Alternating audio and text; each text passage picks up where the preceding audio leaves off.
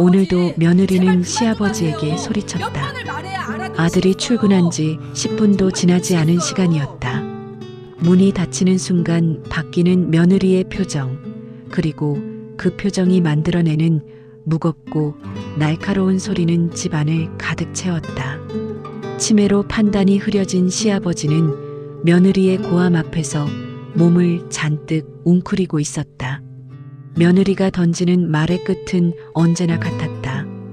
그녀가 원하는 것은 돌봄이나 공경이 아니라 시아버지가 살아오며 모아온 재산이었다. 오늘도 그 목적을 위해 압박이 시작되었다. 며느리는 겉으로는 모범적인 효부였다. 이웃들은 그녀가 시아버지를 극진히 돌본다고 칭찬했고, 아들은 언제나 그 말을 들으며 안도했다. 요양병원에서 오랜 시간 누워있던 시아버지를 집으로 모셔온 것도 아들의 결정이었다. 집에서 가족과 함께 지내는 편이 더 따뜻할 것이라, 회복에도 도움이 될 것이라고 믿었다. 아들은 퇴원 절차를 도우며 시아버지에게 남은 시간을 더 편안하게 만들어주겠다고 다짐했다. 하지만 그 다짐과 현실 사이에는 깊은 틈이 존재했다. 시아버지는 집에 도착한 순간부터 알 수 없는 낯섦과 불안을 느꼈다. 공간 자체가 문제가 아니라 그 공간을 채우는 사람의 기운이 문제였다. 며느리는 아들이 있을 때만 다정했다. 미소는 부드러웠고 말투는 친절했지만 아들이 현관문을 나서는 순간 그 모든 가면은 벗겨졌다. 며느리는 짜증을 숨기지 않았고 사소한 실수조차 용납하지 않는 태도로 시아버지를 다루었다. 식사는 급하게 차려져 있었고 시아버지가 흘리기라도 하면 흘린 밥알보다 더 큰 한숨이 먼저 나왔다. 시아버지는 점점 말수가 줄어들고 행동도 느려졌다. 이 집에서는 조심하지 않으면 안 된다는 사실만은 또렷이 알고 있었다. 며느리는 시간이 지날수록 본격적으로 목적에 접근했다. 시아버지가 정신적으로 혼란스러워지는 순간을 기다렸다는 듯 금융 정보와 관련된 질문을 반복했다. 어느 은행을 쓰는지, 비밀번호가 무엇인지, 각종 서류가 어디에 있는지 등을 계속 물어보았다. 시아버지는 제대로 기억하지 못했고 며느리는 그 혼란을 더욱 크게 만들었다.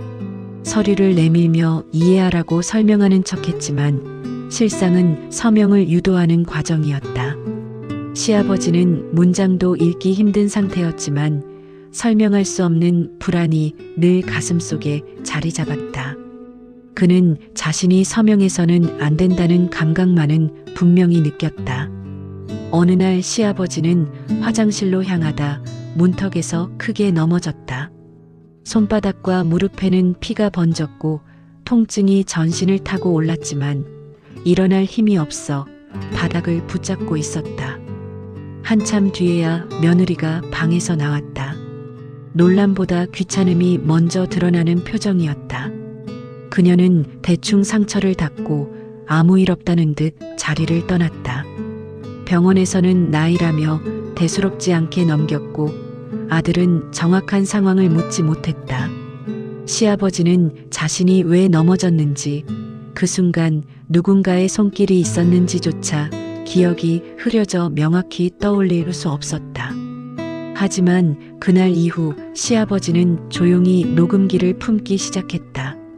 기억이 흐려지는 속도보다 두려움이 더 빨리 퍼져나가고 있었기 때문이다. 자신이 느끼는 공포를 기록해야 한다는 본능적인 필요감이 생겼다. 작은 기계 하나가 자신을 지켜줄 수 있을지 알 수 없었지만 최소한 자신이 겪는 일이 사라지지 않게 할 수는 있을 거라는 희미한 확신이 있었다. 며칠 뒤 아들은 시아버지 방에서 여러 흔적을 발견하며 낯선 불안을 느꼈다.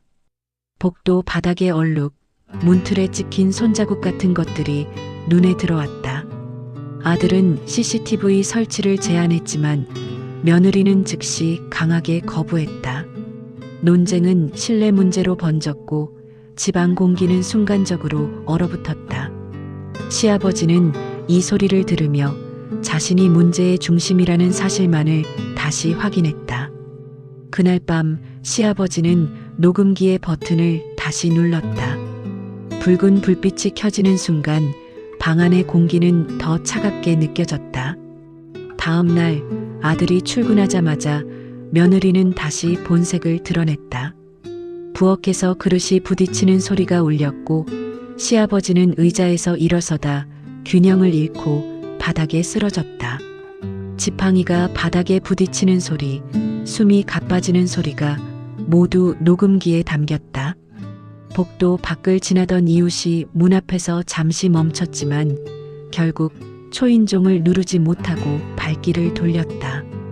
며칠이 지나 시아버지는 다시 병원으로 옮겨졌다. 옷을 갈아입히던 중 아들은 안주머니에서 작은 녹음기를 발견했다. 재생 버튼을 누르는 순간 아들의 표정은 굳어갔다. 녹음 파일에는 며느리의 학대 소리뿐 아니라 재산을 노린 압박이 적나라하게 담겨 있었다. 돈의 위치, 계좌 정보, 서명을 유도하는 움직임까지 모두 녹음되어 있었다. 공책에는 삐뚤빼뚤한 글씨로 날짜별 기록이 적혀 있었다.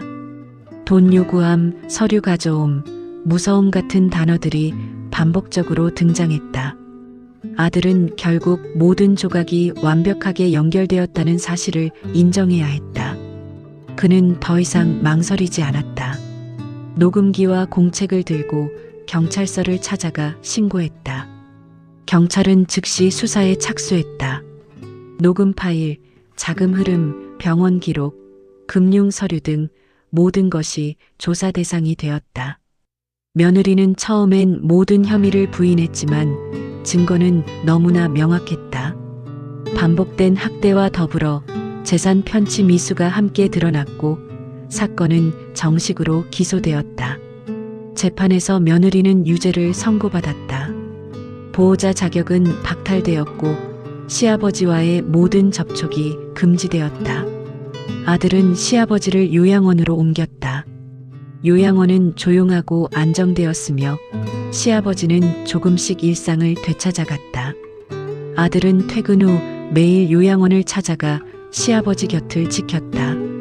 늦게 눈을 뜬 죄책감이 마음 한켠에 남아 있었지만 이제라도 책임을 지겠다는 의지가 그를 움직였다. 시아버지는 비록 모든 것을 기억하지는 못해도 이제는 안전했고 아들은 잃었던 자리를 되찾아 다시 시아버지 옆에 서 있었다. 오늘 이야기가 마음에 남았다면 구독과 좋아요로 저에게 큰 힘이 되어주세요. 여러분의 한 번의 클릭이 또 다른 누군가의 이야기로 이어집니다. 그리고 남는 마음이 있다면 댓글로 남겨주세요. 여러분의 한 글자, 한 문장이 이 채널을 더 따뜻하게 만들어줍니다. 다음 이야기에서 다시 만날게요.